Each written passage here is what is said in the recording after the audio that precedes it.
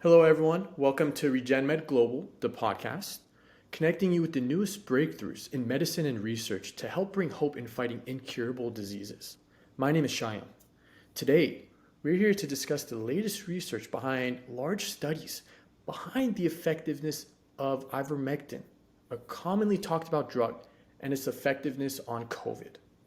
Leading this research and speaking with us about this, we have Professor of Medicine at the University of Minnesota Medical School, Dr. David Boulware. Dr. Boulware, it's a pleasure to have you here. Before we get started, we would love to hear a little bit about your background. Yeah, so I'm an infectious disease doc by training, and I've been in practice now for, I guess, 15 years or so.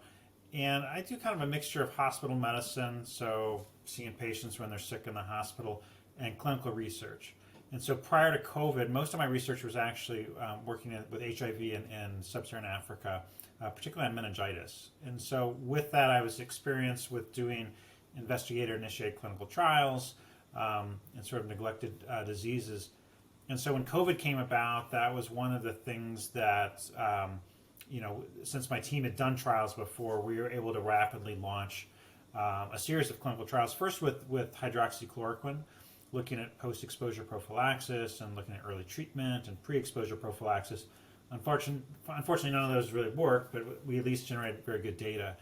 And through that experience, I basically became involved with a number of different clinical trials for early treatment of COVID, before people get to the hospital. Can you tell us a little bit about what ivermectin historically has been used for treating? Yeah, so one of my backgrounds is actually as a tropical medicine doctor, and so I'm very familiar with the medicine. It's a common, well, now it's super common, but it's been around for a while, and it's used as an anti-parasitic drug. And so it's one of those things that's fairly common, and it's kind of an interesting compound, but it's been used for treatment of basically worms and parasites for decades. Okay. Is there a particular scientific explanation behind the ivermectin that prompted the idea and just the topic of it kind of going all over social media and people thinking that it could be a treatment? Yeah, so the first time I saw it was there was an initial publication back in April of 2020, and so I saw it when it came out. I forget exactly it was first week or so of April, and basically it was a lab study, so in a petri dish kind of study where they looked at ivermectin and it could inhibit virus. And so at that point I was like, hey, it inhibited it. And so the first thing you do is, whenever you see a study like this, is figure out how much drug they actually use, because if you stick enough stuff in a petri dish, it'll inhibit anything. And so when I did the calculations of what was the concentration in the study versus what actual concentrations you achieve in the human body, concentrations were way too high, and so it was 100 times or more greater than what they showed in this lab experiment that you would need to have in order to inhibit the virus than you can achieve in blood in the human body. And so I read this and I thought, interesting, sort of move on next, and I kind of ignored it. And it popped up again in the Surgisphere sort of fake kind of thing that got published in late May. And it was sort of one of the things, and that was the first time it sort of came alive again of saying, oh, ivermectin. And then it sort of once again receded really until the fall, until there was a congressional hearing. And then at that point, it was being sort of promoted and sort of took off. This is sort of, I guess, November-ish of 2020. Maybe it's a little bit earlier. Kind of took off, and sort of that kind of buzz kind of started to build. And at that time, there sort of was no really early therapy available, and so it was something where people were grasping for straws at potential effective therapies, and so that was being promoted really with a kind of a minimal amount of data at that point in sort of late 2020. And so I was sort of approached, I guess it was in January, February of 2021, of saying, hey, there's some small trials with ivermectin. Some of it kind of looks positive, kind of looks interesting. We should actually do a real randomized, double-blind, placebo-controlled trial to test it. Interesting. So is that when you first conducted or got involved in the clinical trials for ivermectin?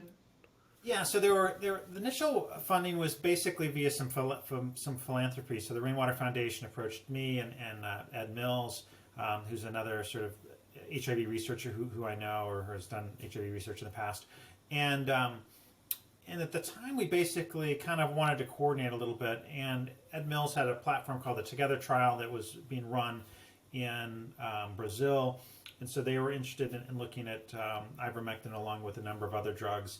And the funder realized that the sponsor kind of realized that, if they do a trial in Brazil and it's positive, people will sort of dismiss it and say, oh, it's from Brazil. That doesn't apply to the U.S. And so they also funded the COVID out trial, which one of my colleagues, Carolyn Bramte, was the leader of.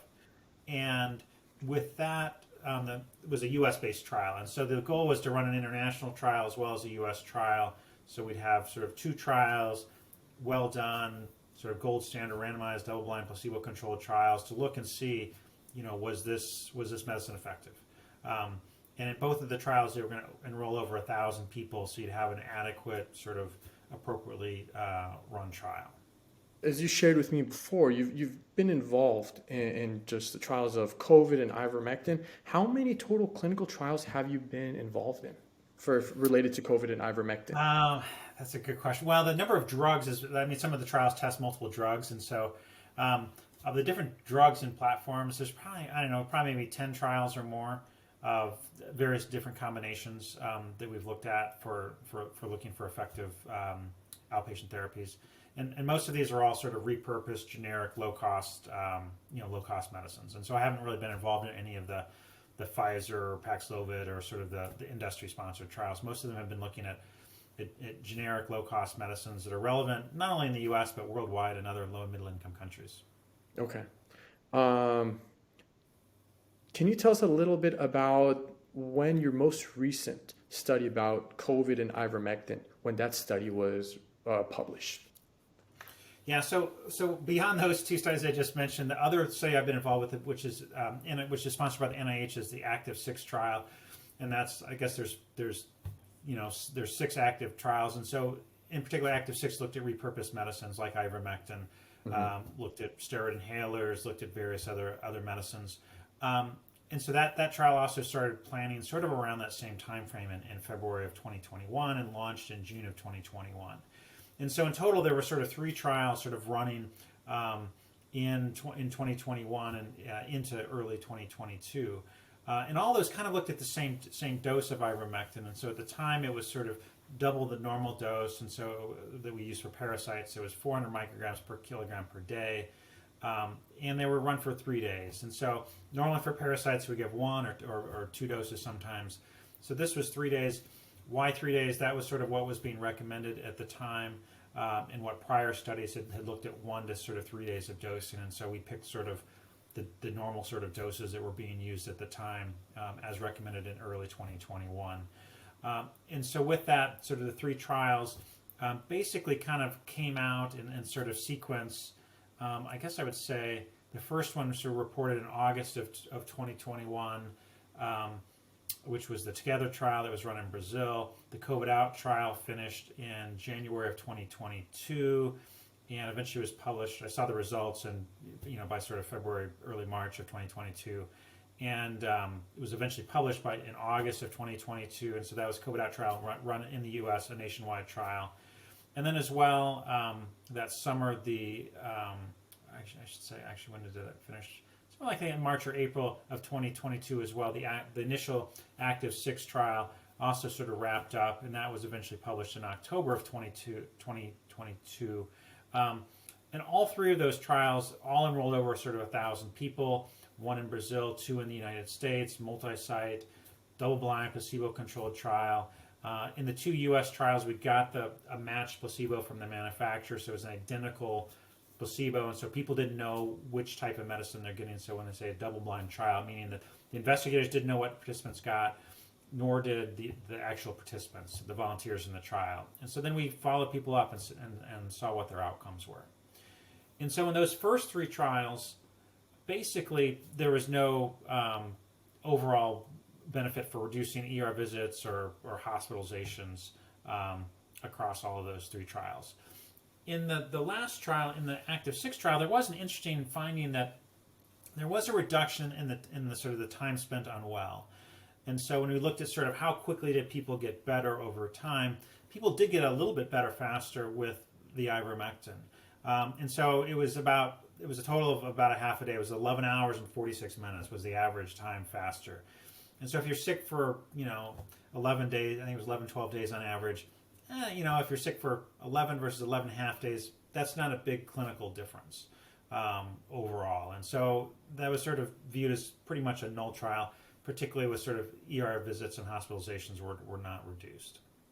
Okay, so with all those 3 trials, you guys still have the same goal in mind, or did they have different goals? Sort of slightly different nuances of looking at whether it was reducing ER visits and hospitalizations or prolonged ER visits and hospitalizations or sort of duration of illness. All over kind of various sort of changes. Ultimately, the question is if you take a medicine, like, do you prevent getting sicker? I mean, that's question number 1, and then question number 2 is, do you get better faster? And so in basically two of the studies, there was basically no improvement in how quick people got better.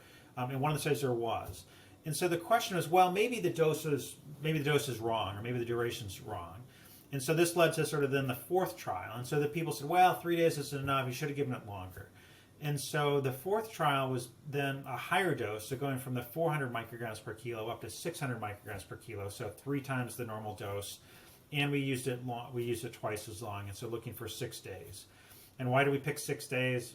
I don't know. Like, people said, well, dose between 5 to 7 days, and we thought 6 days was reasonable. It was in the middle of that.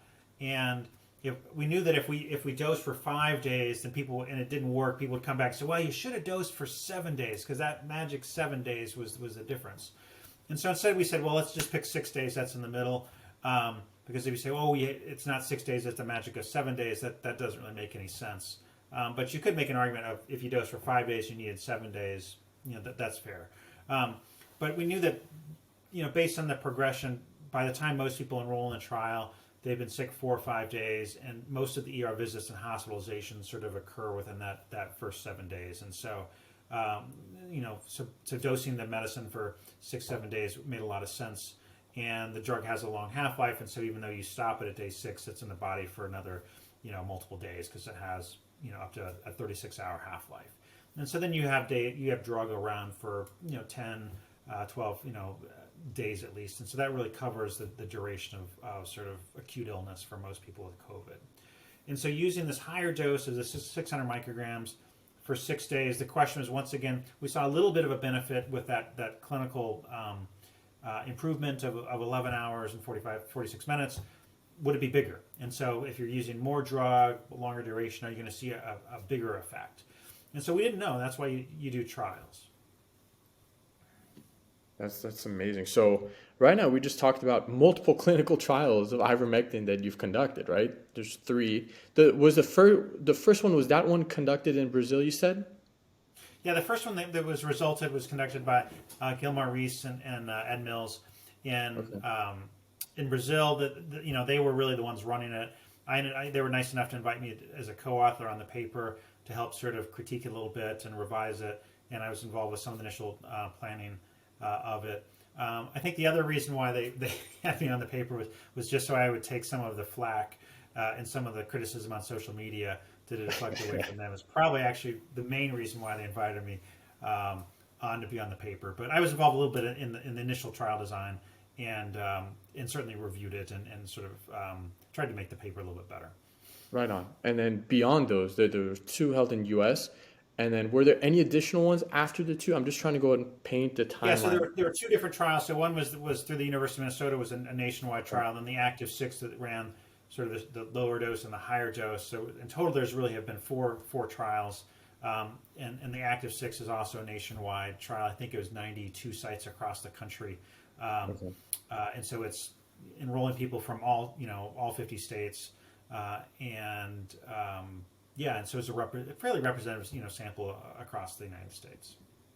Okay, that's great. Now, in the latest trial, so this, using the 600 micrograms per kilogram, using 6 days of dosing, basically, once again, we actually saw no benefit. And so in this trial, there was basically no difference in the duration of how long people were sick for, and so the time to recovery was not at all different. And then once again, there was no reduction in ER visits or hospitalizations, and so in fact, there were numerically more ER visits and hospitalizations in the ivermectin arm. It wasn't statistically different, no different than statistically than placebo, but it wasn't like, oh, there was a trend, or we just needed more people to show an effect. There were numerically more ER visits and hospitalizations. And so, we presented the data, and it's ultimately up to doctors to interpret that and talk to the patients and talk to people about what does that mean. And people can draw different conclusions from that, but even using a fairly high dose for a fairly long duration, we didn't see any clinical benefit. And so if there was a clinical benefit, if there was something there, a subgroup, when you look across, men and women and various sort of demographic characteristics, it was pretty consistent that there was no real effect. And we enrolled people up to a week of duration of symptoms. And so importantly, some people say, well, you gave it too late. We looked at sort of early versus, later administration. And even the people that started, with just a couple of days of symptoms, they didn't benefit. And so I think that's the thing that, we tried to look for subgroups that could benefit, or maybe it was this population and we didn't see anything that was obvious. Okay, so you guys measured. Yes, I'm sorry. Go ahead, doctor. Yeah. So it's a fairly large trial of. I have to pull up the exact. No, it was at 1,206 participants in the second higher dose trial. So it's a fairly large number of participants. What do you think makes your studies about ivermectin and COVID? What makes it particularly significant compared to the other clinical trials that have been out there? Yeah, so both of the, all three of these trials are really sort of using sort of gold standard methodology of, and so how does a randomized trial work? And so basically all of these, you have someone that wanted to volunteer for a study, and they get basically, if they're eligible, they would get randomized to, either, one arm, an ivermectin arm, or a placebo. And so they're getting the pills shipped out to them around the U.S., and basically they're identical looking pills, and we're sort of tracking what happens thereafter. And so both of these studies have really good follow-up. There's not like tons of people that are just missing or they drop out of the study. There's very good follow-up of the trials, and so we know what happened to people. And so that's kind of how we do research. Importantly, I think in both of these trial platforms, there were other medicines studied. And so in the COVID out trial, for instance, we studied 3 different medicines at the same time. And so one was Metformin, one was low-dose Fluvoxamine, and one was Ivermectin. And so the Metformin data were actually quite exciting. And so the Metformin had a reduction in ER visits and hospitalizations. It has a 40% reduction in long COVID.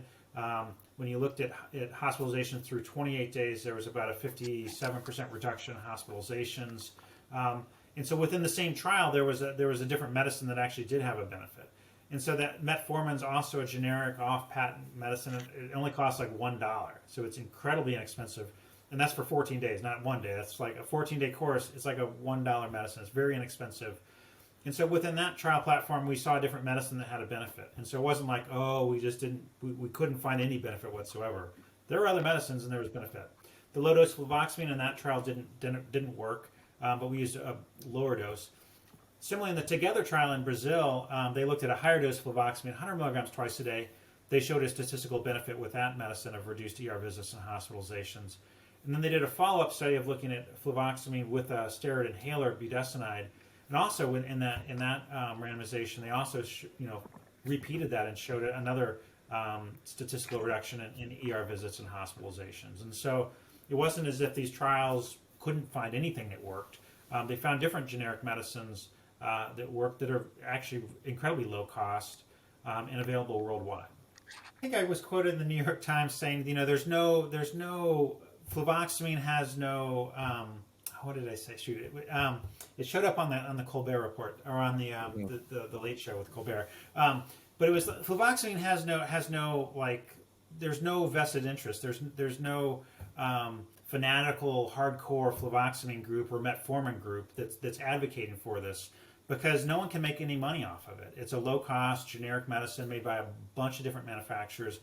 Ivermectin is actually relatively expensive in the U.S. There's only two FDA-approved manufacturers, of which basically one has 95% of the market, and it's kind of can be very expensive. And so some of the people selling it online are selling it for hundreds of dollars and making quite a bit of profit on people. And so it's a potentially a money-making machine for some people to really exploit people, and I think that's really that's shameful. And so versus, that I wish there was a fanatical audience that would be promoting Metformin or Fluvoxamine, because those actually do have benefit and have been shown in actually a vaccinated population, a majority vaccinated population, to have benefit. Where some of the other medicines we use, such as Paxlovid or Molnupiravir or IV remdesivir, those were all studied in unvaccinated high-risk populations and have not really shown in clinical trials a benefit in vaccinated populations. And so, I wish that people were promoting actually medicines that did have benefit for patients, like Metformin. Doctor, so with what I'm trying to go and understand is, so I mean, there were a lot of things and a lot of treatments that you really looked into. It's like I said, first time I'm hearing some of these things.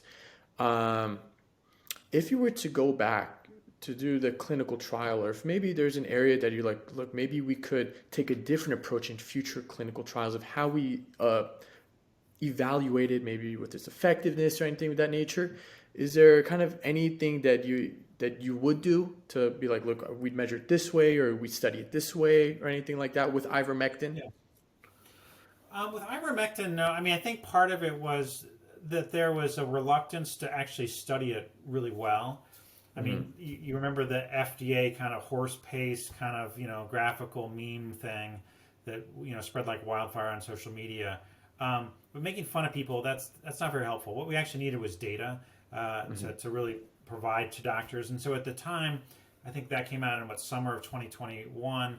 There are a lot of small trials, and some of them not done. Some of them just outright fraudulent, and so there just wasn't very good data. And so at the time, we basically had no therapies for most people still. And so what we really needed was good, randomized clinical trial data, so physicians could actually get data and make decisions. And so the Active 6 trial started. I think we enrolled our first patient in June of 2021. And that was kind of the last platform to come on board. There were a bunch of others earlier. The active sort of public-private partnership started in summer of 2020, so I think it was in June or July was announced. And they didn't really look at repurposed no one really, they're going to look at monoclonal antibodies, look at a bunch of new expensive medicines, but the concept of looking at cheap repurposed drugs, that wasn't even thought of really until 2021. And to her credit, Janet Woodcock at FDA was one of the people that kind of pushed of saying, hey, we need to look at some of these repurposed medicines that are being used and have small trials. We actually need large, well done randomized trials to generate data. And so through her advocacy and some people at NIH and fundamentally then Congress to allocate the money, decided to look at this. But this didn't really happen until the money for Active 6 to look at ivermectin was in the March of 2021 stimulus bill, and so that was part of it. And so we could have looked at this earlier to really generate data, because part of it in a lot of 2021, tons of ivermectin was being used without any good data. And now, sort of once that there is actually pretty good data, I think the amount of ivermectin, at least the buzz, it has decreased dramatically. There's still people that are promoting it and will always promote it likely, but I think earlier data would have been useful, but that's in hindsight, I guess. So ultimately, just with this study, I know you talked about it earlier, but I wanted to kind of draw final conclusions about ivermectin and COVID. Would you be able to interpret how you would conclude the data from the most recent and your previous clinical trials about its effectiveness? I think the 4 different trials that have been done, each with over 1,000 people, are pretty conclusive that there's not a clinical benefit. And so, particularly when you take outpatients with mild disease, does it prevent progression to severe disease?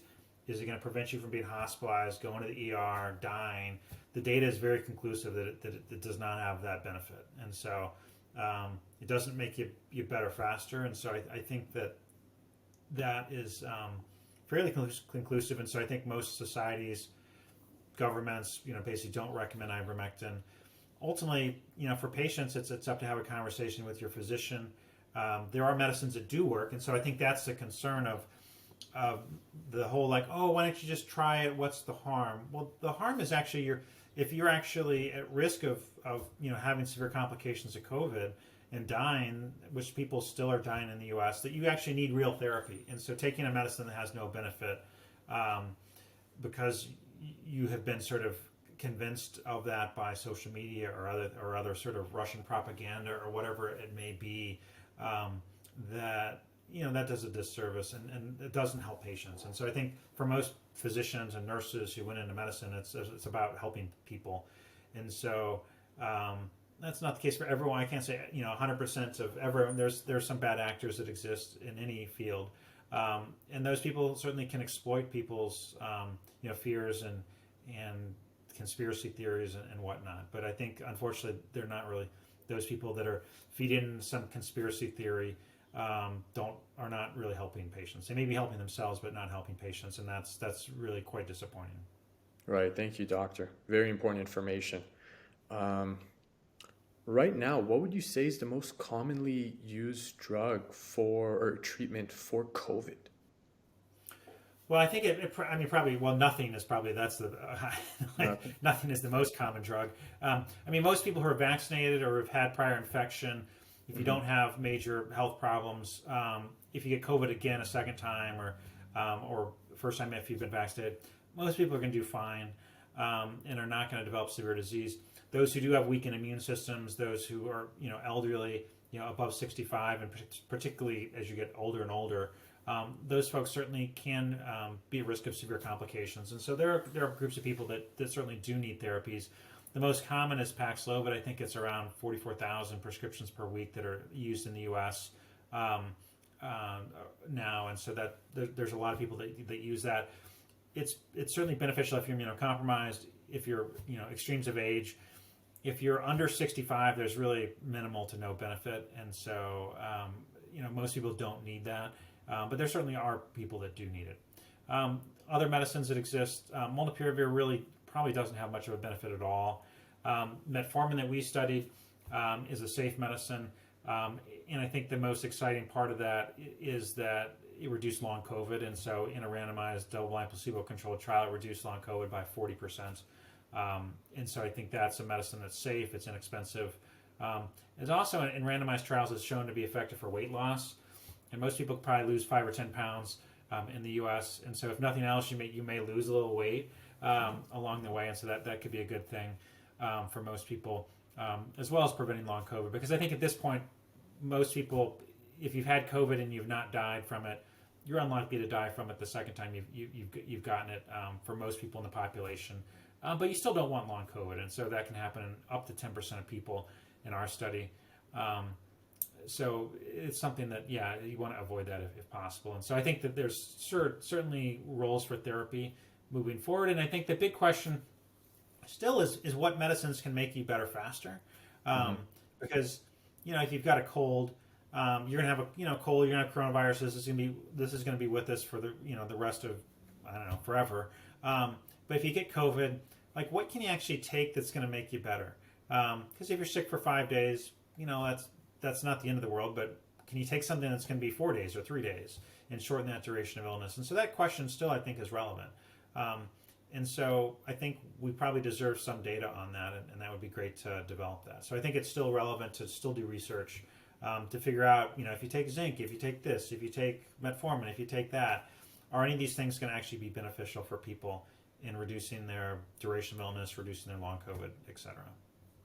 Is there any treatments right now being developed that could potentially do that? Or is there any research on existing, maybe just supplements or any treatments as well that could address that right now? There still are trials ongoing. And so, the Active 6 trial, it's active6study.org. If people get COVID, you can enroll anywhere in the country.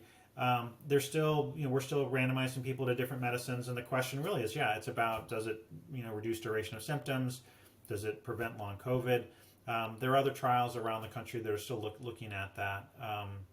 And so yeah, there's still stuff going on, and so some people, including myself, say, why are we still studying COVID? Like people have moved on. It's most people are going to be okay. They're not going to get hospitalized, but there still are questions to be answered, and so particularly prevention of long COVID. So far, there's really only one randomized trial, and that's with Metformin that's shown a benefit. But hopefully there'll be other trials that look at that. And the questions of once you have long COVID, what do you do about it? Mm-hmm. And so that's a mystery of like, we don't really know. And so people say, well, do this or do sleep or do exercise or don't do exercise. And so we have no idea what to do. And some people, that develop long COVID, these symptoms of fatigue, can go on for months and months and months and don't really get better. And so the question of what to do about those people, really is still ongoing. Okay. Is there anything exciting within the pipeline of medicines that maybe people have not heard of, but there might be news about that you're like, look, this is something people should look into, or people should kind of have curiosity towards about maybe new drugs that are currently under development? Yeah, there's a couple things in the pipeline.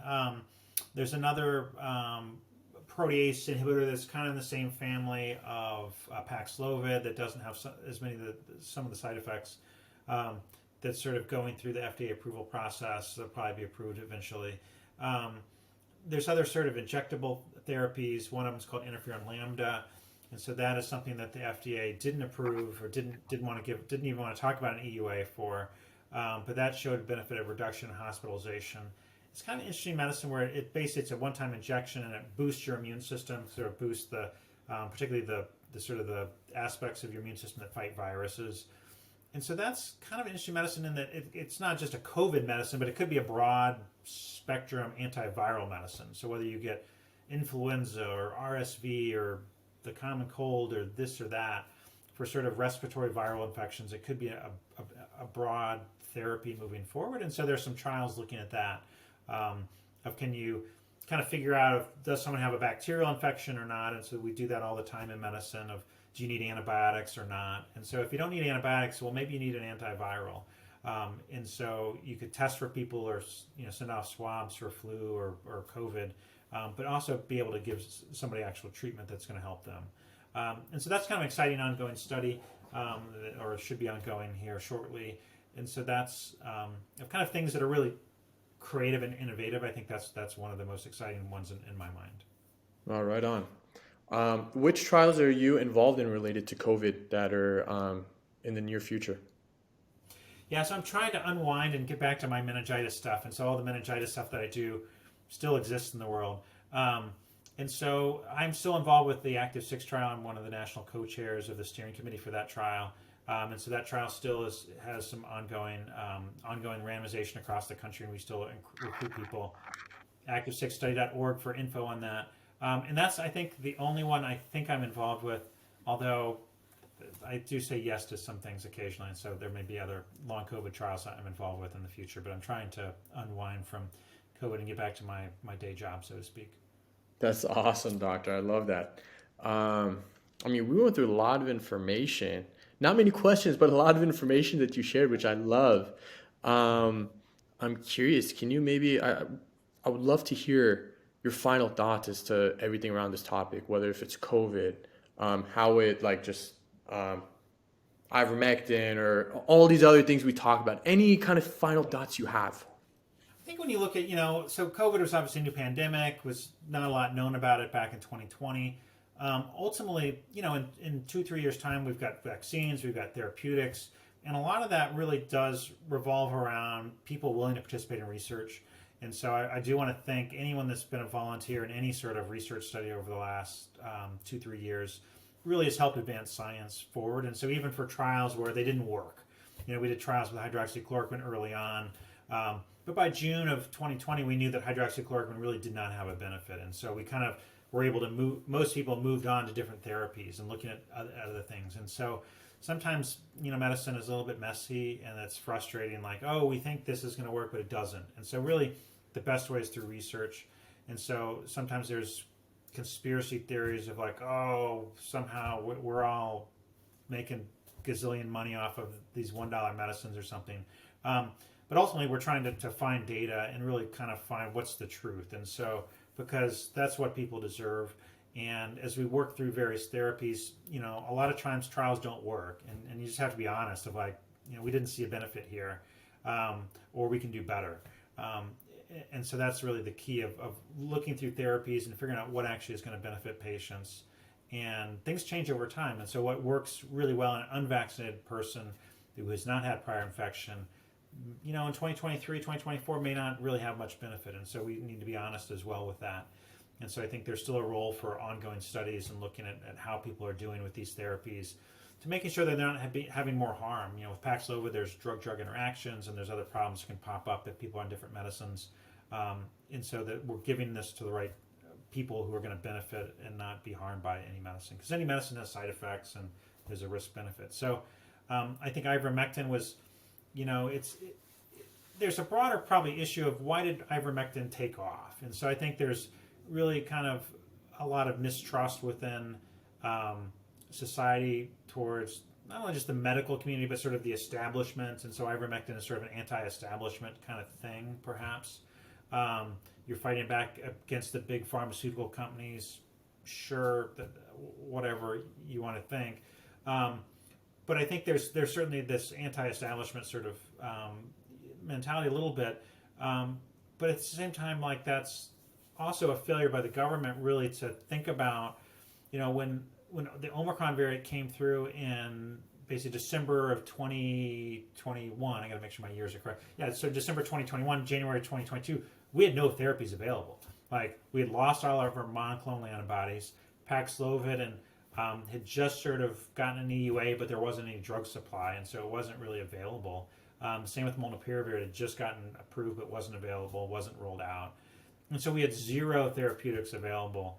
And then once it was available, it's like, oh, use Paxlovid even though it's not available or even though you don't qualify for it. And so the failure to kind of provide alternatives or tiered approaches of like, okay, if you've got, if you're high risk, use Paxlovid. If not, then use this or use that. And so there's a real reluctance to endorse anything that was, that might not be fully beneficial, but being partially beneficial is better than zero, or steering people to alternative therapies. And so I think that was really a failure. The Fluvoxamine data actually in December of 2021 was quite good, and that it reduced ER visits and hospitalizations. And FDA wasn't interested. They're like, no, we're not, they wrote in, this is things they said in writing, was we're not really sure what the benefit of that is, of reducing someone's, that gets sick and needs to go to the emergency department.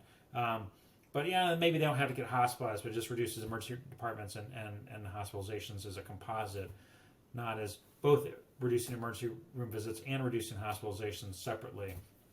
And so that was something that I was really disappointed by, because that was potential therapy that could have saved many lives, and wasn't sort of wasn't promoted for whatever reason. When we didn't have any therapeutics whatsoever. And so instead, when people wanted therapies, they grasped for what people would actually give them. And so I think national guideline committees and others certainly have a role of promoting and giving people options. And so I think that's the problem of they want, it's Paxlovid or it's nothing. And that's kind of what we're at. Where there are other therapeutics that potentially could work, like Metformin, like high-dose Fluvoxamine. There's other things that are potential have roles. Oh, doctor, that's amazing. I love how as we talked about, I was purpose of this was more to talk about COVID and ivermectin because that's what your research talked about. But I love how you were able to open up the avenue to talk about all the different kind of drugs you've been part of the clinical trials and how it's been able to the type of impact and possibility it could be utilized for treatments. This is amazing. It's such valuable information, Dr. Boulware. Truly grateful for your time. I'm truly grateful for the information that you shared with us. Like I said, this is a lot of these things is the first time I'm hearing about, and I find it very valuable information. I'm sure the viewers feel the same way. And so I'd like to thank you for your time. It was truly a pleasure. It's nice to be on, and hopefully your listeners and viewers have learned something. I think particularly for the the sort of the high dose ivermectin. It's available. It's open access. People can go online and get it. It's published with JAMA. So if you Google JAMA and ivermectin or higher dose ivermectin, you should be able to find it quite easily. And look through it and look at the data yourself and see if you think there's a benefit or not. I didn't think there was benefit, but people can make their own decision. I think that's the great thing about America. Right, definitely. And I'll post a link for the viewers in the YouTube description so they can all access it. So thank you, Dr. Boulware. Great, thank you.